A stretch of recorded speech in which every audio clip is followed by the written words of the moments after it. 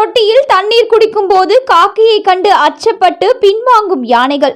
Cellphone video காட்சி viral. கோடையில் வெயிலின் தாக்கத்தால் குட்டிகளை அழைத்து கொண்டு தண்ணீர் தேடி அலையும் யானைகள். கோவையில் வைரலாகும் செல்போன் வீடியோ காட்சிகள். கோவை மேற்கு தொடர்ச்சி மலைப்பகுதியில் மீண்டும் துவங்கிய கோடை வெயிலின் தாக்கத்தினால் தண்ணீரை தேடி அலைந்து திரியும் வன விலங்குகளுக்கு வனத்துறையினர் வனப்பகுதிகளில் ஏற்படும் வறட்சியை தொடர்ந்து ஆங்காங்கே வன விலங்குகளுக்கு வனப்பகுதிக்குள் தொட்டி அமைத்து தண்ணீர் நிரப்பி வருகின்றனர். உணவு தண்ணீர் தேவைக்காக வனவிலங்குகள் அருகே உள்ள கிராம பகுதிகளுக்குள் படையெடுத்து வருவது தொடர்ந்து வருகிறது.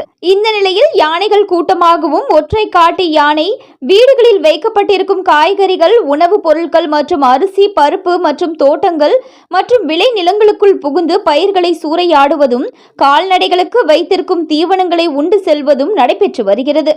இதனை கட்டுப்படுத்த விவசாயிகளும் தொடர்ந்து கோரிக்கை விடுத்து வருகின்றனர். இந்த நிலையில் தற்போது கோடை வெயிலின் தாக்கம் அதிகரித்து வரும் சூழ்நிலையில் தண்ணீருக்காக குட்டியுடன் வந்த 3 காட்டு யானைகள் கோவை தடாகம் பகுதியில் உள்ள பொன்னூத்து அம்மன் கோவில் அருகே உள்ள வனத்துறையினர் வைத்திருந்த தண்ணீர் தொட்டியில் தாகம் தீர்க்க தண்ணீர் அறிந்து கொண்டிருந்தது. அப்பொழுது அங்கு வந்த ஒரு காகம் தொட்டியில் மேல் அமர்ந்தது. இதை கண்டு அச்சமடைந்த யானைகள் பின் வாங்கின.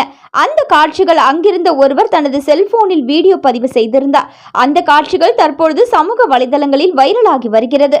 பெரிய அளவில் உருவம் கொண்ட யானையை கண்டு வன விலங்குகளும் மனிதர்களும் அஞ்சுகின்ற நிலையில் காகத்தை கண்டு யானைகள் அஞ்சிய சம்பவம் பார்ப்பவர்களை ஆச்சரியத்தை ஏற்படுத்தி உள்ளது குறிப்பிடத்தக்கது.